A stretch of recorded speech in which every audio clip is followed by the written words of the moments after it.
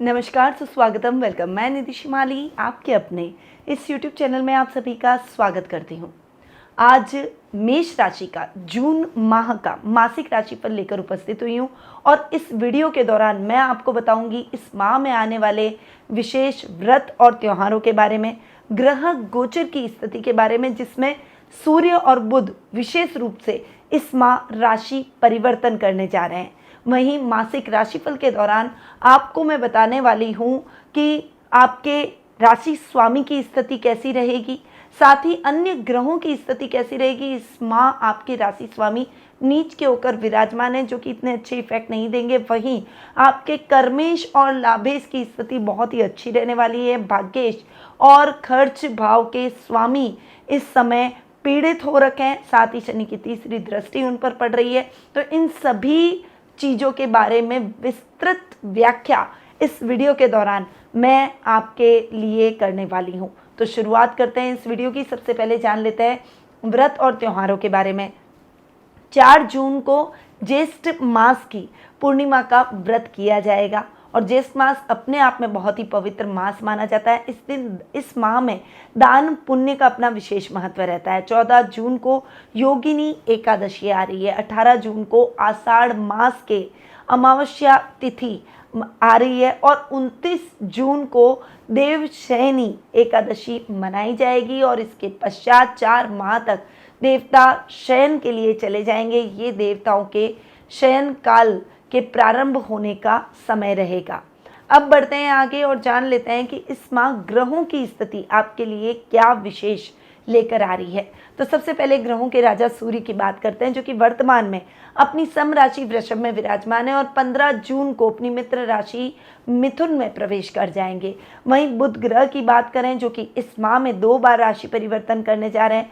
वर्तमान में अपनी मित्र राशि मेष में विराजमान है, 7 जून को वृषभ में और 24 जून को मिथुन राशि में प्रवेश करके स्वग्रही हो जाएंगे।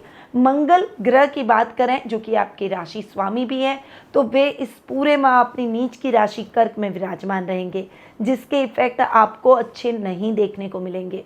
शुक्र ग्रह की बात करें तो वे अपनी अति मित्र राशि कर्क में इस पूरे माह विराजमान रहने वाले हैं। गुरु इस पूरे माह अपनी अति मित्र राशि मेष में विराजमान रहेंगे। वहीं शनि खुद अपनी ही राशि मूल त्रिकोण की राशि कुंभ में स्वग्रही होकर विराजमान रहेंगे। राहु और केतु की बात करें तो वे इस माह अपनी सम राशि मेष और तुला में विराजमान रहने वाले हैं। तो ये है इस माह की ग्रह गोचर की स्थिति का हाल। अब बढ़ते हैं आगे और जान लेते हैं कि मेष राशि वालों के लिए ये जून का महीना कैसा रहने वाला है, क्या रिजल्ट लेकर आएगा। सबसे पहले मैं आपको बता दूं कि ये जो मैं आपको राशिफल दे रही हूँ, ये चंद्र गणनाओं पर आधारित है और आपकी राशि और लग्न दोनों के हिसाब से समान रूप से प्रभावशाली भी है। तो सबसे पहले आपके राशि स्वामी पर आते हैं, जो कि है मंगल। मंगल आपके राशि स्वामी है और मंगल अपनी नीच की राशि कर्क में इस माह विराजमान रहने वाला है। मंगल के साथ में शुक्र की युति हो रही है। ये युति तो ठीक होती है, पर चूंकि आपके राशि स्वामी नीच के है, शुक्र एक सौम्य ग्रह है, मंगल एक क्रूर ग्रह है, इसीलिए शुक्र कहीं न कहीं जाकर दब रहा है। यहाँ लग्नेश और सप्तमेश की युति के कारण रिजल्ट इतने खराब और नकारात्मक नहीं रहेंगे, पर उसके बावजूद ये समय आपको मंगल के रिजल्ट, मंगल के दुष्परिणामों से अवगत जरूर करवाएगा। कैसे? जैसे कोई पर्सनैलिटी के अंदर बहुत ज़्यादा डिप्रेशन, गुस्सा, अग्रेशन, स्ट्रेट फॉरवर्डनेस आ जाएगी। अपनी बातों को आप रखना चाहते हैं परंतु थोड़े से जिद्दी होते हुए दिखाई देंगे, लोगों पर डोमिनेटिंग होने का प्रयास करेंगे। इससे रिश्तों में भी टकराव संभव है। ददियाल से आपके रिश्ते थोड़े से ऊपर नीचे, उतार चढ़ाव भरे रह सकते हैं। वहीं इस समय आपको कहीं ना कहीं प्रॉपर्टी से संबंधित कार्यों में भी अटकाव की स्थितियां देखने को मिल सकती है, क्योंकि मंगल चूंकि सुख स्थान में नीच के होकर विराजमान हो रहे हैं, इसीलिए ये आपके भूमि, भवन, वाहन जैसे सुखों में थोड़ा सा फ्लक्चुएशन लाते हुए दिखाई देंगे। मंगल अष्टम भाव के भी स्वामी हैं और अष्टमेश का नीच का होकर सुख स्थान में जाकर बैठना, अष्टमेश का अपने से नवम जाकर बैठना आपके लिए थोड़ा ठीक है पर इतना अच्छा नहीं, क्योंकि मंगल नीच के हो रहे हैं, इसीलिए इस समय आपको वाहन दुर्घटना की संभावना से इनकार नहीं किया जा सकता, संभावना हो सकती है, इसीलिए वाहन चलाते समय विशेष रूप से सावधानी रखें। इस समय जल्दबाजी में किए गए काम में नुकसान की स्थितियां देखने को मिल सकती है। रिस्की कामों में हाथ डालने से आपको बचना ही होगा। जल्दबाजी में कोई भी काम ना करें। इस समय रूटीन में जो काम चल रहे हैं उन्हीं कार्यों को सोच समझ कर करने का प्रयास करें। कोई बात अगर आप भूल जाते हैं तो उस बात को आप कहीं पर भी रख लें। डिजिटल ज़माना हो रखा है, इसीलिए इस समय आप मोबाइल का उपयोग करके अपने मोबाइल में भी आप अपनी बातों को रिमाइंडर डालकर रख सकते हैं, जिससे रिमाइंडर के द्वारा आपको अपने काम याद आ सके और कोई भी मिसमैनेजमेंट आपके जीवन में न हो। इस समय आपको अपने गुप्त शत्रुओं से भी सावधान रहना पड़ेगा, क्योंकि ऐसे शत्रु येन केन प्रकारेण आपके जीवन में बाधाओं को उत्पन्न करने का प्रयास करेंगे। इसलिए बहुत ज़्यादा सावधानी से आपको अपने जीवन में आगे बढ़ना होगा। तो ये है आपके राशि स्वामी और अष्टमेश के रिजल्ट। आपके द्वितीय भाव के स्वामी है शुक्र, जो कि आपके सप्तम भाव के भी स्वामी है। इस समय अगर मैं द्वितीय भाव के यानी धन स्थान के स्वामी की बात करूं, अपने से तृतीय बैठे अच्छा है, केंद्र में बैठे ठीक है, पर मंगल के साथ बैठे। यहाँ पर मंगल एक क्रूर ग्रह, शुक्र एक सौम्य ग्रह और साथ में मंगल नीच के भी हो रखे हैं, इसीलिए वो ऐसे इफेक्ट जैसे आपको मिलने चाहिए, क्योंकि देखिए यहाँ पर लग्नेश और धनेश की युति भी कह सकती हूँ मैं, पर यहाँ पर वो रिजल्ट नहीं मिल रहे हैं जो कि आपको मिलने चाहिए। इसलिए इस समय आपको अपने कुटुंब के साथ व्यवहार पर भी ध्यान देकर आगे बढ़ना पड़ेगा।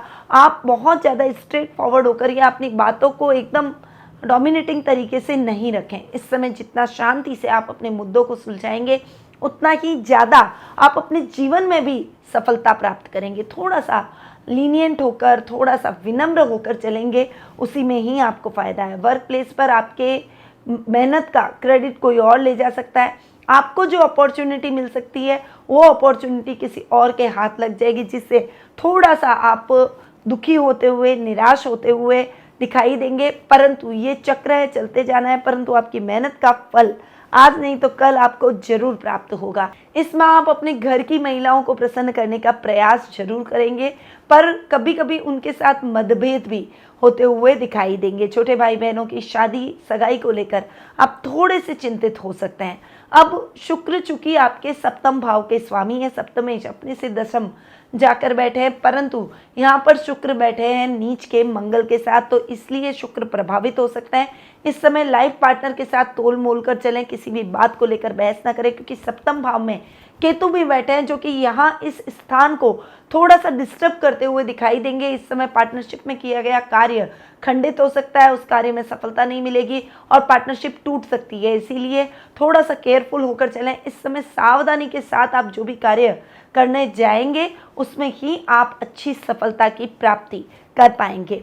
आप कोई भी कार्य इस समय ऐसा न करें जिससे आपके व्यापार पर इसका दुष्प्रभाव देखने को मिले, इसीलिए सतर्कता और सावधानी के साथ ही आपको अपने कार्यों में आगे बढ़ना चाहिए। लव रिलेशनशिप में तो लव रिलेशनशिप इस समय ब्रेक हो सकती है। इस समय एक दूसरे के बीच में मिसअंडरस्टैंडिंग क्रिएट हो सकती है, जिसे आप दूर नहीं कर पाएंगे और उस वजह से आप दोनों का ब्रेकअप हो सकता है। लाइफ पार्टनर को आप हर तरीके से प्रसन्न करने का प्रयास करें और इस समय कोई भी रिस्की काम में हाथ न डालें। तो ये है शुक्र के रिजल्ट। अब आते हैं आपके पराक्रम भाव पर। पराक्रम भाव के स्वामी हैं बुध, जो कि 7 जून को आपके वृषभ राशि के अंदर आपके धन स्थान में आकर विराजमान होंगे और 24 तारीख तक यहीं विराजमान रहेंगे। 24 तारीख को पुनः राशि परिवर्तन कर अपने खुद के स्थान में स्वगृही होकर विराजमान होने वाले हैं। तो 24 तारीख तक का समय यानी 24 जून तक का समय आपके लिए थोड़ा सा फ्लक्चुएशन से भरा रह सकता है, क्योंकि बुध अपने से 12वें जाकर बैठे हैं। साथ ही बुध सूर्य के साथ में बैठ गए। कहीं ना कहीं सूर्य के साथ कोई भी ग्रह बैठता है तो वो उसे अस्त कर ही देता है। यहाँ पर आपको अपनी बुद्धि और विवेक का इस्तेमाल करके ही अपने कार्यों को संपन्न करना है।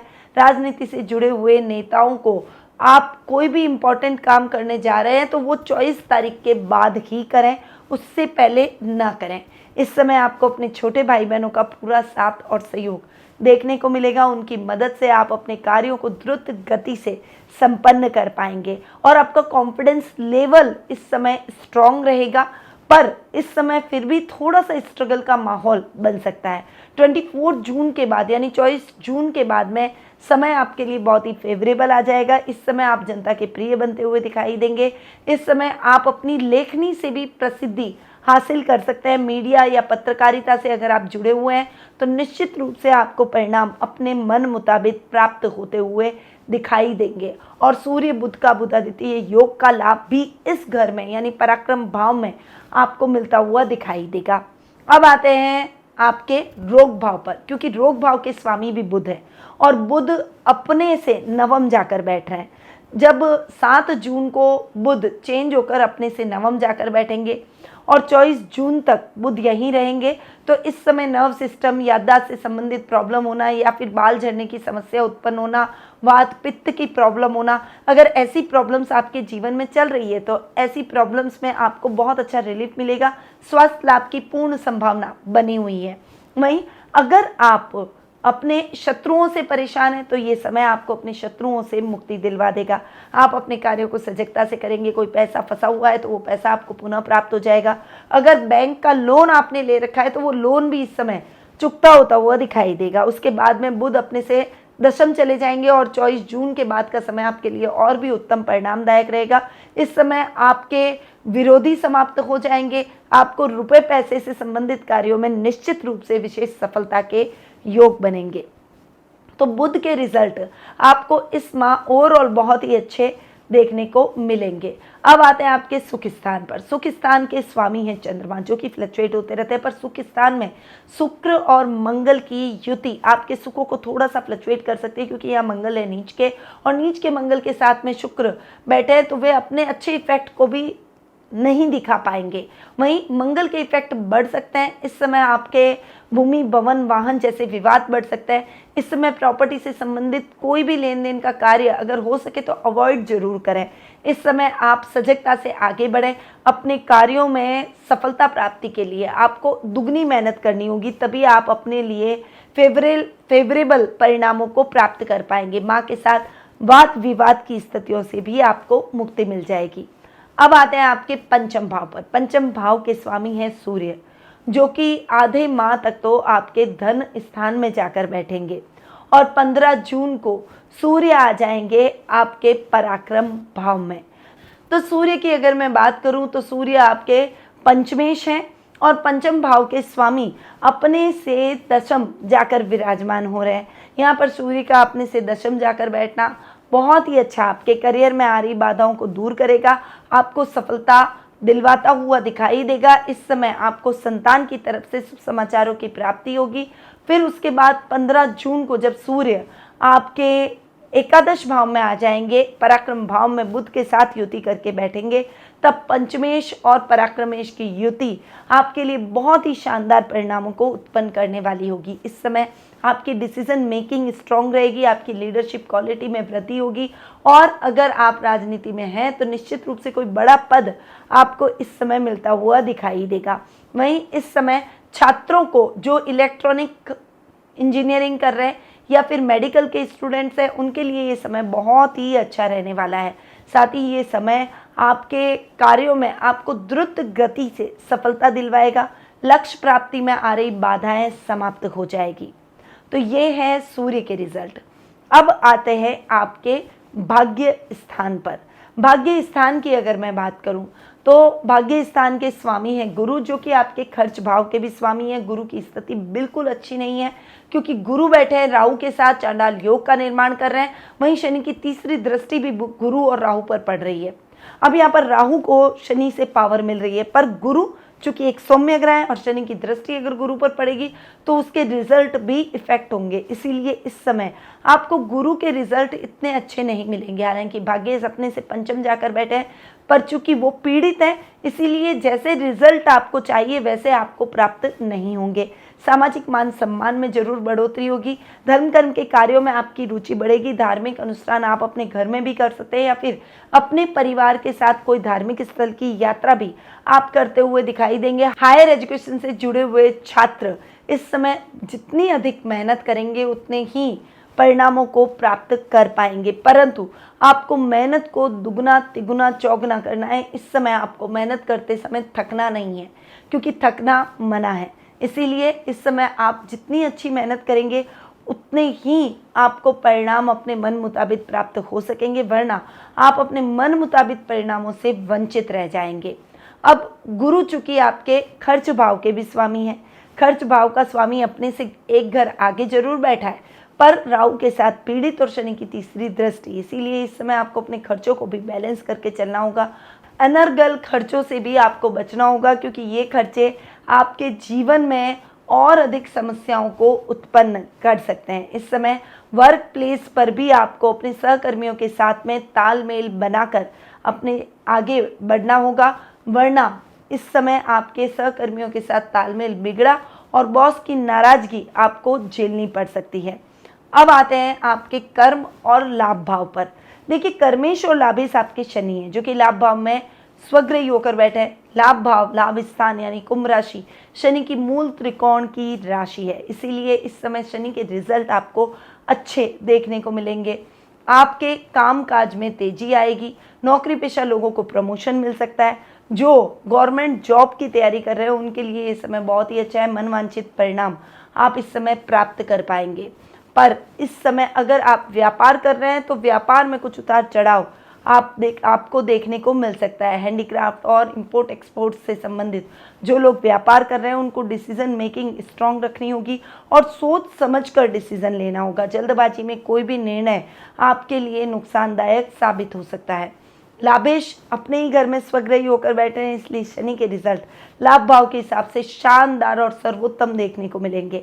बहुत सारी कठिनाइयां इस महीने आ रही है, पर उसके बावजूद लाभ की स्थितियां आपके लिए ठीक रहेगी। फाइनेंशियली बहुत बड़ी क्राइसिस आपके जीवन में नहीं आएगी, परंतु आपको सोच समझकर निवेश करना होगा। इस समय आपका लेवल और सर्कल बढ़ता हुआ दिखाई देगा, वहीं गणमान्य व्यक्ति आपके सर्कल में जुड़ते चले जाएंगे।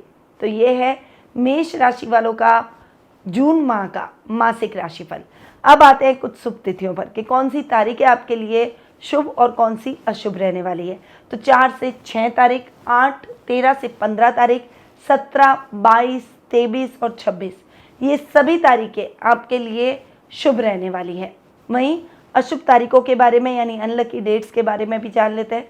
तो 1 से 3 तारीख, 7, 9 से 12 तारीख, 16, 18 से 21, 24 और 25, 27 से 30, ये तारीखें आपके लिए थोड़ी सी केयरफुल होकर आगे बढ़ने की रहेगी।